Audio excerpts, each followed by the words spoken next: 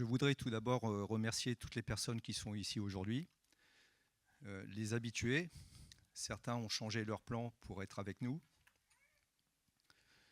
Ceux qui ont traversé toute la France pour être ici, à cette occasion. Ceux des alentours qui viennent pour la première fois. Et un remerciement tout particulier pour mes deux filles, Noémie et Célia. Il y a aussi ceux qui auraient aimé être là et n'ont pas pu venir. Je sais que leurs pensées nous accompagnent. Sans oublier Armand, mon fils, qui n'est pas ici, mais qui est dans mon cœur. Je m'appelle Dominique Verstraat, j'ai 63 ans et 3 enfants. Je suis né dans une famille catholique peu pratiquante. J'ai cependant été baptisé. Je suis allé au catéchisme. J'ai fait ma communion, ma confirmation, et j'ai même été enfant de cœur. Et malgré tout, je ne connaissais rien de Dieu, de son royaume, de son Église.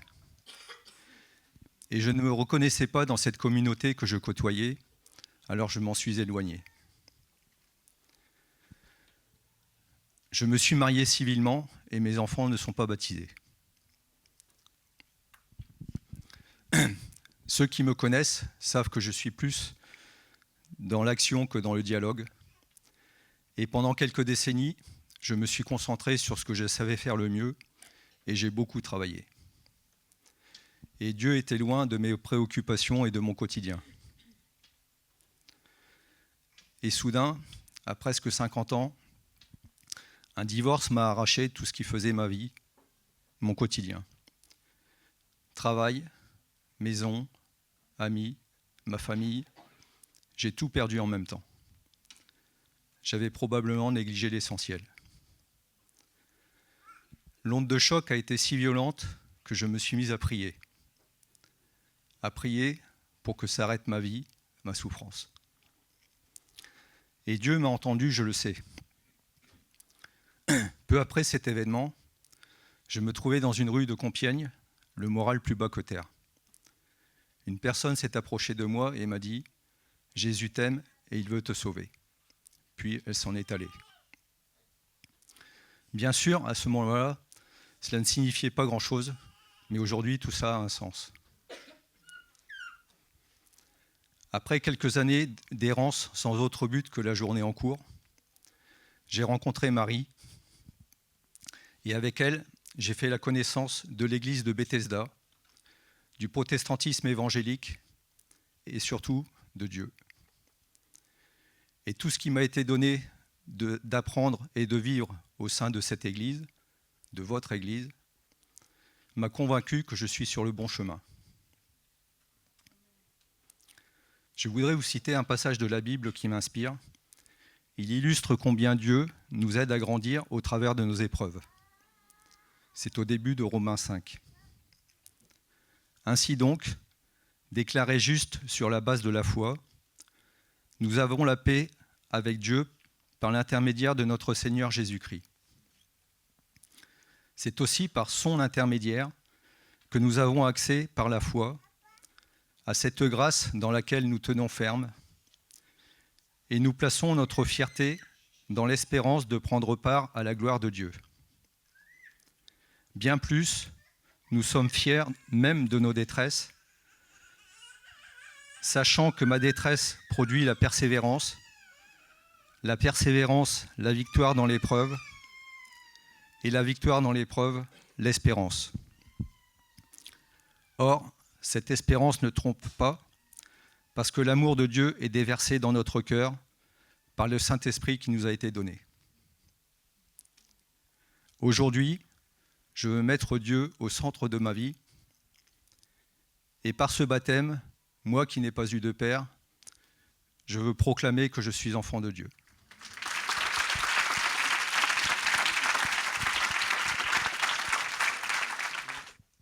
Dominique, crois-tu que Jésus-Christ est le Fils de Dieu venu en chair? Oui, je le crois. Crois-tu que Jésus-Christ est mort, qu'il est ressuscité le 3e jour pour tes péchés et qu'il est venu pour le don de la vie éternelle? Oui, je le crois. Dominique, t'engages-tu à marcher avec lui tous les jours de ta vie par la grâce que Dieu te donne? Oui, je le veux. Sur ta confession, je te baptise au nom du Père, du Fils et du Saint-Esprit. La joie du Seigneur est ma force. La joie du Seigneur est ma force.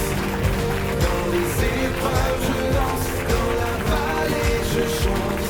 La joie du Seigneur est ma force. Allez, la fête continue avec Jérémy, qu'on encourage aussi pour entendre son témoignage. Alors bonjour à tous. Je tenais à vous remercier du coup d'être tous et toutes présents aujourd'hui. Du coup, je vais me présenter. Je suis Jérémy, j'ai 18 ans. Je suis actuellement en terminale à Auch. Je suis issu d'une fratrie de 3 frères et 2 sœurs. Donc depuis petit, j'ai vécu dans un environnement chrétien. Je suis également toujours et très proche de mes frères et sœurs. Mes figures à imiter étaient évidemment mon père et mon grand frère. Je n'avais pas forcément de but précis dans la vie à part faire la fierté de mes parents et aussi devoir être plus fort que mon frère au basket.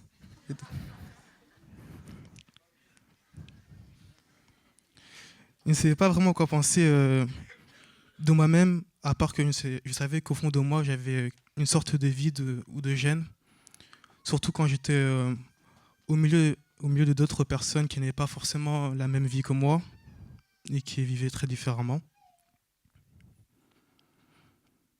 Au départ, je ne savais pas qui j'étais vraiment, qui était vraiment Dieu en tout cas, à part que c'était une personne qui m'obligeait à me lever tous les dimanches pour m'empêcher de faire la grasse matinée. Et que du coup, je savais que mes parents y allaient une fois par semaine chanter et parler avec différentes personnes, sans jamais vraiment savoir exactement ce qu'ils faisaient là. Avant d'avoir accepté Jésus-Christ comme Seigneur et Sauveur, j'étais très perdu. Je ne savais pas réellement qui j'étais et n'avais pas vraiment de but. J'étais un garçon très expressif de par mon comportement, car j'étais très surexcité dans tout et n'importe quoi, sauf en cours. On peut dire aussi que j'ai mené une sorte de double vie. À la maison, j'étais en quelque sorte le petit garçon parfait et sage. Et en dehors, j'étais tout le contraire. J'ai pensé que tout m'était acquis et que personne ne pouvait m'arrêter de par mon influence auprès de mes amis ou par ma réputation. Auparavant, j'ai eu beaucoup de mal à me plaire. Je me posais énormément de questions sur mon existence, surtout que j'avais un pied dans le bien et l'autre dans le mal. J'avais 2 facettes de moi qui étaient une facette de moi qui était très manipulatrice, que ce soit envers mon entourage ou mes amis ou des connaissances. Et parfois, j'étais un garçon quasiment parfait et irréprochable. Ma vie tournait énormément auprès de mes amis et des filles. Je n'accordais pas vraiment d'importance pour ce qu'il y avait d'autre. Je cherchais beaucoup la paix et l'amour auprès des filles pour combler le vide que j'avais en moi. J'ai entendu parler de la bonne nouvelle depuis tout petit à l'église. J'ai réellement découvert une foi chrétienne après ma seconde. J'ai toujours considéré le christianisme de manière positive. Sauf que quand il m'arrivait aussi de reprocher Dieu pour certaines choses que je lui demandais, parce que j'avais eu besoin de beaucoup d'aide, mon point tournant fut les déceptions des personnes qui me comptaient le plus pour moi, que ce soit en amitié ou en amour. Je me débattais sans cesse pour vraiment passer le cap et donner ma vie à Dieu. Mais cela m'était compliqué à cause de mes entourages. Après avoir choisi Jésus-Christ, j'ai très vite observé le changement de mon attitude, dans ma vie notamment sur ma manière de penser. J'arrivais également à ne plus vraiment suivre le monde, mais à décider par moi-même et faire mes propres choix. Surtout que je sentais que je me rapprochais de plus en plus au Seigneur. Cela s'est fait pendant les vacances d'octobre dernier, lors d'un événement locaux, du coup avec plusieurs jeunes de différentes églises partout en France. J'ai été complètement changé et ressentais vraiment la présence de Dieu en moi. J'ai toujours été convaincu que Jésus était vivant, de par mes expériences et mes années passées à l'église.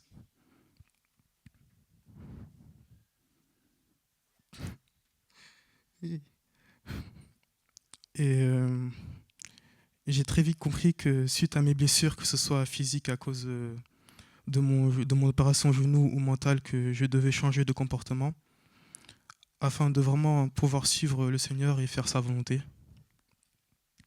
Il a toujours été présent pour moi quand j'étais dans la souffrance et a su me relever un nombre incalculable de fois. Même s'il m'arrivait totalement de le délaisser et de mener ma vie comme je le chantais, je m'étais rendu compte que le vide en moi grandissait sans lui et que je ne pourrais pas me séparer de lui. Les conséquences de mon changement de vie ont fait que je m'étais beaucoup éloigné de certaines personnes qui me séparaient de Dieu, ainsi que mon changement de mentalité sur le fait de ne plus abandonner, mais de donner toujours les moyens, que ce soit de réussir avec mon entourage dans les études ou le basket. Je remercie Dieu d'avoir pu répondre à mes prières sur le fait de me séparer des choses qui m'éloignaient de lui et de m'avoir aidé à avancer à cause de beaucoup de regrets que j'avais eus dans le passé et du mal que j'ai pu causer à certaines personnes. Aujourd'hui, je le déclare, le Seigneur a vraiment changé ma vie et a fait de moi un homme nouveau et je le remercie chaque jour pour ce qu'il me donne. Je vais être rempli par sa grâce et toucher le monde de par ma présence et mon changement d'attitude afin de faire sa volonté. Il est dit dans la Bible que nous devons changer d'attitude et que chacun de nous soit baptisé au nom de Jésus-Christ pour le pardon de nos péchés et nous recevrons le don du Saint-Esprit. Et j'ai cette conviction que Dieu pardonne mes péchés et mettra le don du Saint-Esprit afin que je puisse témoigner de sa bonne nouvelle.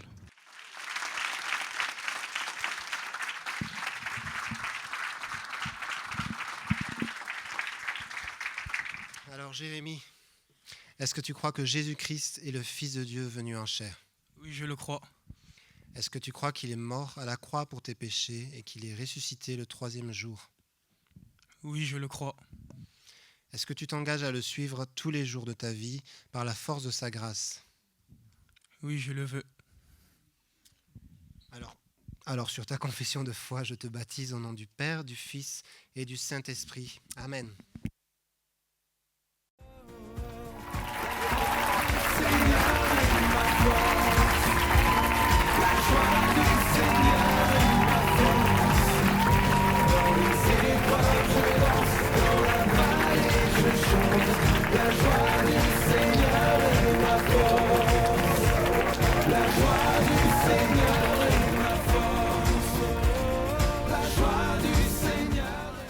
Alors merci à Jérémie, merci à Dominique pour ces témoignages qui témoignent de l'expérience que nous pouvons faire de Dieu. Et moi, ce matin, je vais vous parler de son amour, de l'amour de Dieu. 2 témoignages différents, l'âge n'étant pas le même aussi, le vécu n'étant pas le même. Mais ce qui est toujours intéressant lorsque nous entendons ces témoignages, c'est de voir que quel que soit le chemin, quel que soit notre âge, le Seigneur vient toucher notre cœur. Et il y a quelque chose qui se passe qui est déterminant pour qu'on soit touché et qu'on veuille aussi le suivre tous les jours de notre vie.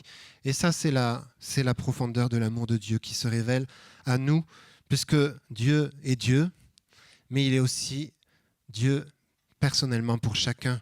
Et c'est à chacun de faire son chemin et ses choix aussi vis-à-vis de qui est Dieu. La parole de Dieu, la Bible nous dit qu'il nous a aimés le premier. Nous aimons parce qu'il nous a aimés le premier. Sa passion, la passion de Dieu, l'a mené jusqu'à venir en Jésus, sur la croix bien sûr, et nous pouvons répondre à cette passion par la nôtre. Le symbole du baptême, c'est le passage de la mort à la vie spirituelle. Augustin disait, c'est le signe visible d'une grâce invisible. La grâce de Dieu, elle ne se voit pas forcément, mais par ce symbole du baptême, on rend visible la grâce qui a été faite, que nous sommes pardonnés, que nous pouvons rentrer dans une vie nouvelle. Donc oui, nous avons l'assurance, en ressortant de ces eaux, que nous sommes pardonnés. Bon, il avait déjà avant d'y rentrer, mais en tout cas, c'est ce symbole-là de ce que nous vivons spirituellement, que nous confessons publiquement. Et oui, à chaque fois, il faut passer par la case témoignage, c'est ça qui fait le plus peur.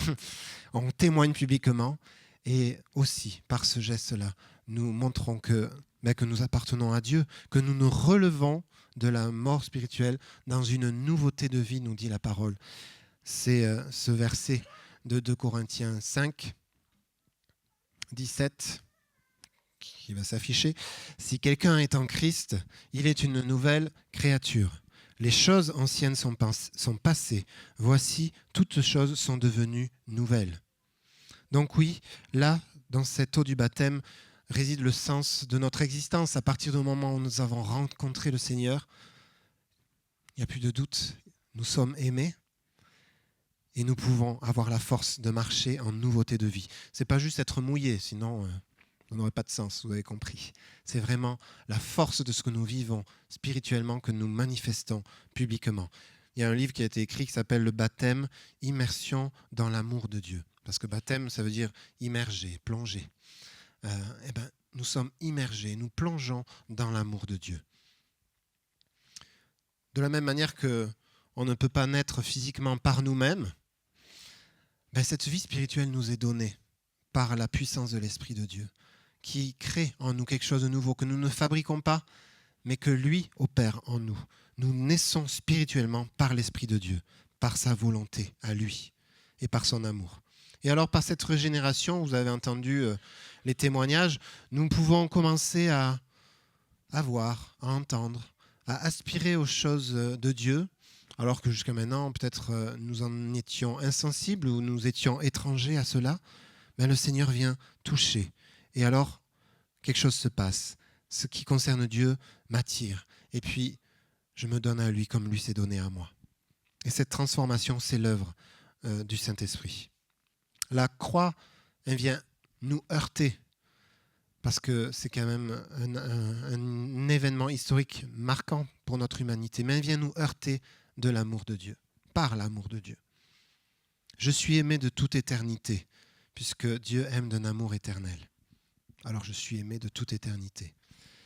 Je ne mène plus une vie livrée par moi-même, c'est-à-dire par le péché, c'est-à-dire par mes propres forces, loin de Dieu, mais ma pensée commence à s'aligner à celle de Dieu et ma vie est changée. Nous comprenons alors que nous sommes pécheurs, loin de Dieu et que nous avons besoin de son salut. Comme nous dit sa parole, Dieu a tant aimé le monde qu'il a donné son Fils unique afin que quiconque croit en lui ne meure pas, mais qu'il ait la vie éternelle. Et comme Jésus est ressuscité, nous ressortons de ces eaux en disant nous ressuscitons à une nouvelle vie. Voilà pourquoi c'est une bonne nouvelle. Parce que le Saint-Esprit nous donne la vie, là où il y avait la mort, là où nous n'étions pas capables par nos propres forces de vivre cette réalité. Et c'est tout le poids de la religion qu'on peut avoir parfois, où nous voulons atteindre Dieu par nous-mêmes. Nous voulons prouver à Dieu que nous méritons. Mais la parole de Dieu nous dit qu'il nous a aimés le premier. Alors même que nous étions encore pécheurs, il est mort pour nous. Donc nous n'avons rien à prouver. Nous pouvons accueillir simplement l'amour de Dieu pour nous. Donc la foi, ce n'est pas être aveuglé, mais c'est justement ouvrir les yeux et trouver la vue sur la réalité de qui nous sommes en lui. Alors, quel est ton chemin aujourd'hui ? Quel est le sens que tu donnes à ta vie, à ton existence ? Moi, je prie, je ne suis pas le seul, que ce soit pour toi le premier jour d'une vie nouvelle. Une étape de plus peut-être pour t'approcher un peu plus près de Dieu. ton sauveur. Il te dit aujourd'hui qu'il t'aime et qu'il te sauve. Quelqu'un est venu dire à Dominique, je ne sais pas en quelle année, mais que Jésus t'aime et veut te sauver. Des paroles qui aujourd'hui prennent toute son importance. Et peut-être que ça a été une étape dans son chemin qui l'a amené vers Dieu. Eh bien, aujourd'hui aussi, Dieu te dit, je t'aime et je veux te sauver. Il y a du nouveau pour toi en Dieu ce matin, parce qu'il est agissant et il connaît ta vie. Attention. Je mets un gros panneau attention, parce que ce matin, ton ancienne vie est en danger. Ce matin, il y a un risque de changement radical de tes pensées, de ta mentalité. Et Jérémie en a témoigné. Ce qui s'est opéré en lui, c'est un changement de mentalité. Et c'est ce qu'on appelle la conversion en grec. Il y a un changement de mentalité qui fait qu'il y a un demi-tour qui se fait en nous par l'amour de Dieu. Alors attention, en s'approchant de Dieu, oui, notre ancienne vie est en danger, notre vie menée juste par nous-mêmes. Par la repentance, nous pouvons rentrer dans une nouveauté de vie. Ce n'est pas que dans le cérébral, la foi. Hein. La foi, ça dépasse bien entendu ce que nous pouvons penser, imaginer. C'est par l'esprit que nous pouvons saisir de ces choses-là. Tout comme beaucoup de gens aujourd'hui cherchent le bien-être par divers moyens et parfois ceux qui font un peu peur. On cherche le bien-être par toutes sortes de philosophies, de spiritualité. Mais le bien-être, c'est de savoir qui nous sommes en lui. Nous ne cherchons pas le bien-être en nous-mêmes. C'est Dieu qui nous apporte ce bien-être, cette plénitude. On va le voir, la dimension de plénitude nous vient de Dieu. Et alors oui, c'est en nous-mêmes. À partir du moment où le Saint-Esprit habite en nous, là où Dieu est là, alors oui, il y a ce sentiment de bien-être. L'amour, puisque c'est ça dont il est question, Dieu est débordant d'amour. La Bible est débordante d'amour. Et notre relation avec lui nous amène aussi à déborder d'amour. Et c'est le texte de 1 Jean 4, verset 16, qui nous parle du fait que Dieu est amour. Nous avons connu l'amour que Dieu a pour nous et nous y avons cru. Dieu est amour. Il est celui qui demeure, et celui qui demeure dans l'amour demeure en Dieu, et Dieu demeure en lui. Alors l'amour, est-ce que c'est quelque chose que nous pouvons scientifiquement prouver en laboratoire? Non, je ne pense pas. Dieu non plus, on ne va pas le prouver en laboratoire. Mais nous savons que c'est lui qui est amour, qu'il est la source de l'amour et même qu'il est amour. Dieu est amour, c'est lui la définition même de l'amour. Alors, on ne va pas essayer de le démontrer, de le prouver, mais nous pouvons le vivre. Et le chemin sur lequel nous sommes engagés en tant que croyants, comme Dominique et Jérémie, est fait justement de cet amour, de cette présence de Dieu indéfectible, même dans les moments les plus difficiles de nos vies. Il a démontré son amour par sa parole, puisqu'il nous a parlé dans la Bible, et il nous parle encore. Il a démontré par la croix, et il le démontre chaque jour par l'œuvre du Saint-Esprit. Alors, câlin gratuit, vous connaissez, free hugs.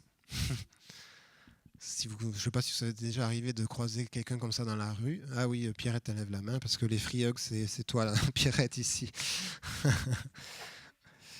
Oui, on a besoin d'amour. C'est international. Il n'y a pas une... ça dépasse les frontières et ça dépasse les civilisations. Nous avons besoin d'amour. C'est inscrit en nous. Parce que nous sommes créés à l'image de Dieu. Mais on peut se faire des câlins, il n'y a aucun souci, il n'y a aucun problème. Mais ça sera toujours limité. Et ça sera toujours quelque chose d'éphémère. Parce que même si le câlin peut changer la journée, bon, après, qu'est-ce qu'on en fait? L'amour de Dieu est éternel, nous dit la Bible. Et l'amour de Dieu ne change pas. Il ne varie pas. C'est-à-dire que l'amour de Dieu qu'il a amené à la croix, qui a amené Jésus à la croix, est le même passionnément aujourd'hui qu'il y a 2000 ans. Et nous pouvons le vivre. Nous pouvons le ressentir, parce que ça fait partie de ce qu'on a besoin, ressentir l'amour. On peut le ressentir physiquement, spirituellement. On peut ressentir l'amour de Dieu. Mais même quand on ne le sent pas, nous savons que nous sommes aimés. Et ça construit notre identité. C'est ce qu'il faut comprendre de c'est quoi être un chrétien. C'est construire notre identité.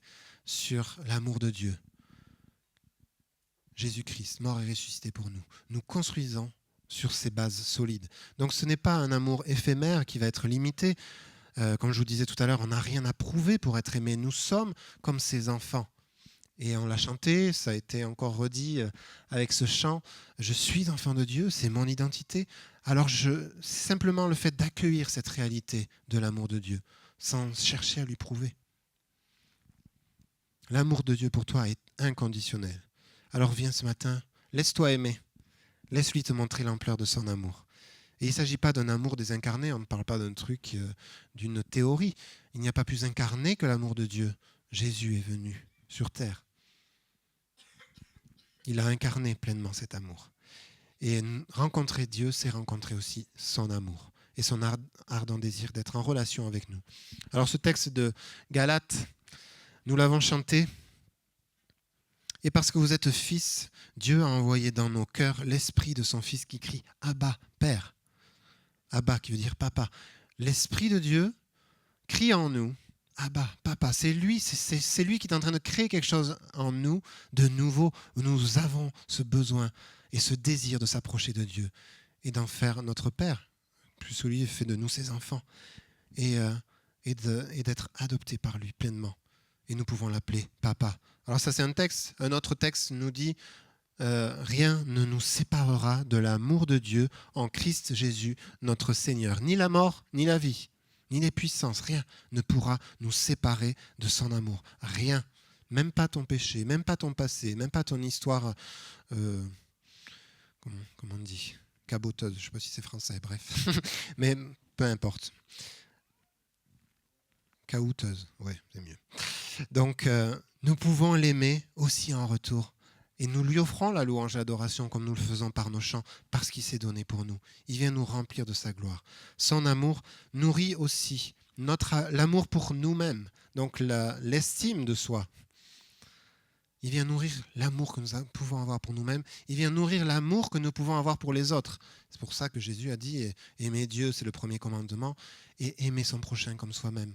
L'amour débordant de Dieu nous amène à aimer comme lui aime. Et c'est aussi ça, la force de l'Église, c'est que nous pouvons nous retrouver ensemble dans cet amour et nous encourager et nous fortifier dans cet amour. Et tout cela nous met en paix et en joie. Et ça nous comble pleinement. Un autre verset nous dit « Aimer, c'est ce qu'il y a de plus beau. » Non, c'est pas dans la Bible. Je ne vais pas vous le chanter, alors certains auront la référence. Ça, c'est Roméo et Juliette, la comédie musicale. Aimer, c'est ce qu'il y a de plus beau. Aimer comme Dieu aime, ça n'est pas possible si ce n'est de le recevoir, lui, dans l'ampleur de son amour. Et l'amour alors devient notre première motivation. C'est ce qui a motivé Jésus. Ce qui a motivé Jésus à venir à la croix, c'est l'amour. Car Dieu a tant aimé. C'est comme ça que ça commence. Qu'il est venu. C'est la révélation d'un amour puissant. Ce n'est pas un amour bisounours, l'amour de Dieu.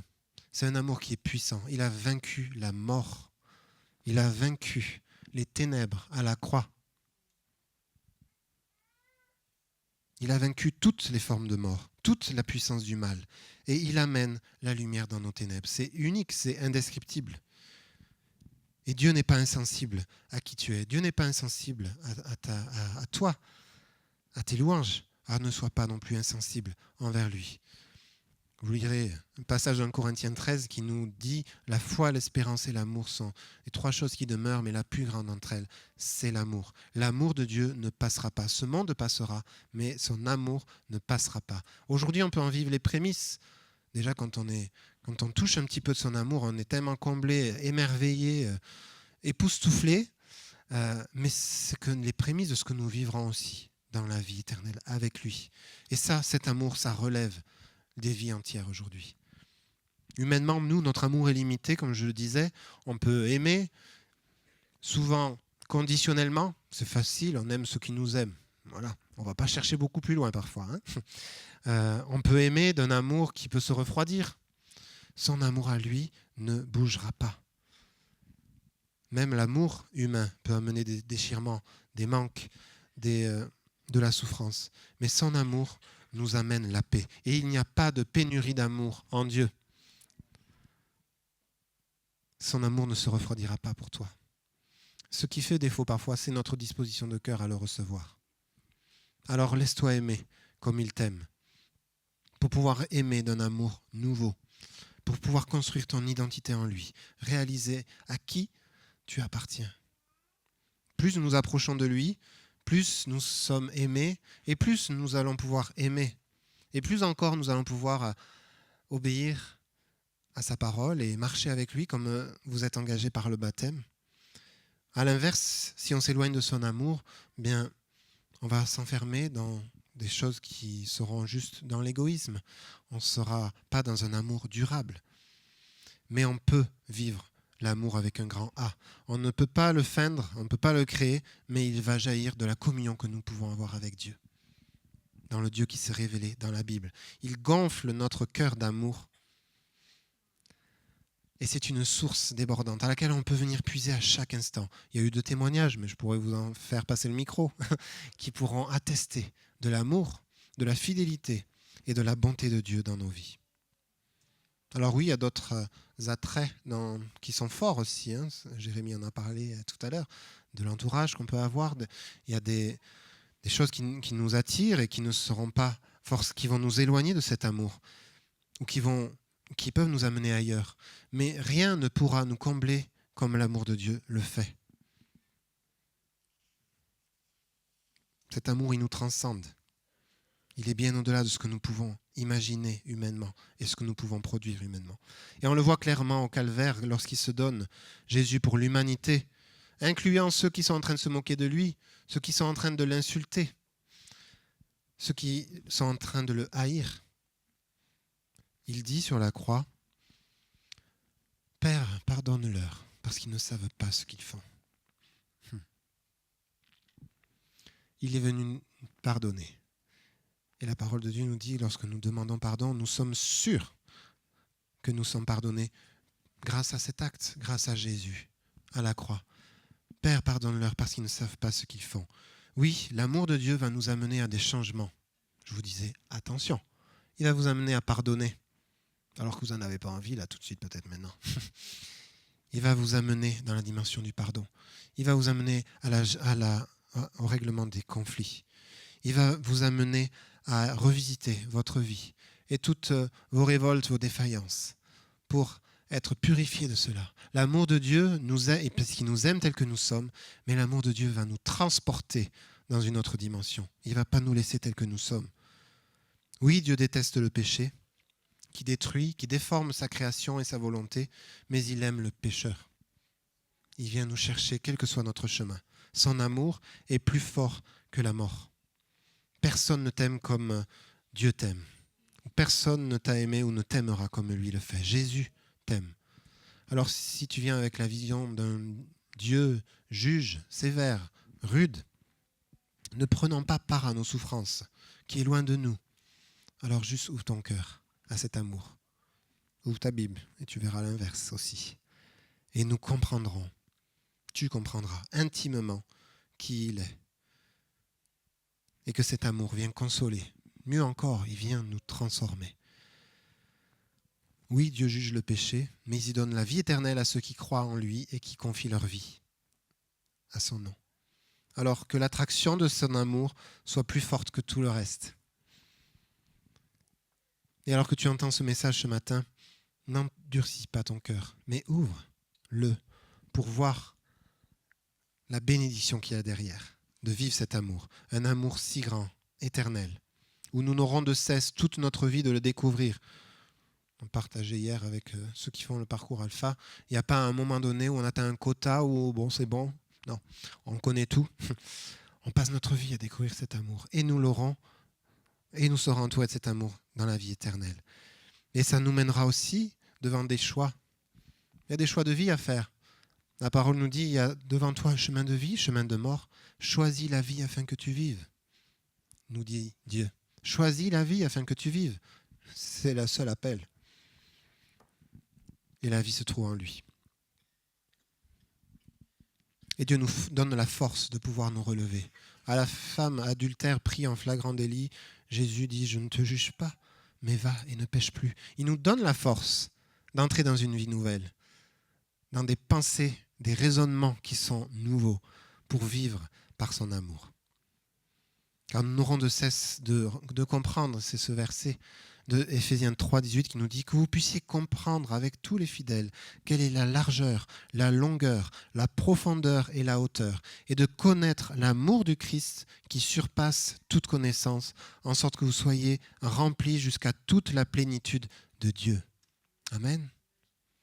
Je vous laisse vous imprégner de ce verset. Connaître la hauteur, la longueur de l'amour du Christ qui vient te chercher maintenant. Il est capable de venir te chercher dans tes profondeurs. Alors oui, aujourd'hui, la puissance de l'amour de Dieu transforme des vies, elle transforme nos vies. Il nous libère, il nous restaure, il nous relève, il nous construit. On l'a chanté tout à l'heure, sa grâce nous justifie. Mais il est celui qui t'accueille à tout instant. Que tu sois dans l'épreuve, que tu sois paumé, que tu aies péché, c'est toujours son amour pour toi qui le motive à te rencontrer, à te sauver. Alors oui, merci Seigneur pour cet amour que tu nous donnes et que tu nous donnes aussi pour notre prochain. Nous voulons aimer comme toi tu aimes, d'un amour. Vous l'aurez compris, on ne peut pas se taire.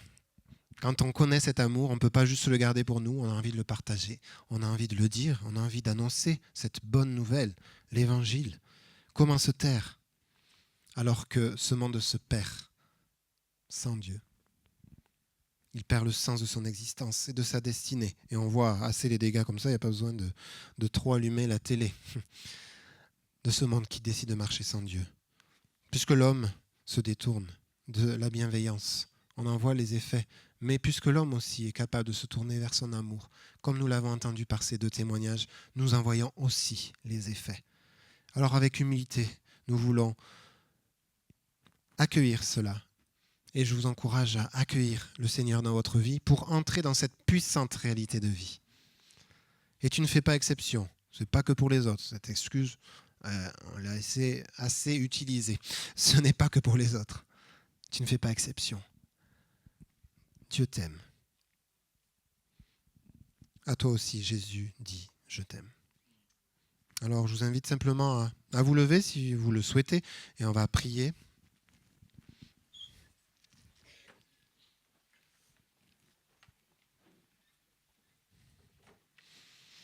Prier, c'est parler à Dieu et nous voulons simplement nous placer devant lui. Seigneur, merci pour cette journée de fête, d'alliance, de joie, dans le ciel comme sur la terre. Parce que, Seigneur, nous avons entendu ces témoignages de vies qui ont été touchées par ton amour, par ta grâce, et qui veulent s'engager à marcher avec toi tous les jours. Parce que tu es là, fidèle, fidèlement présent.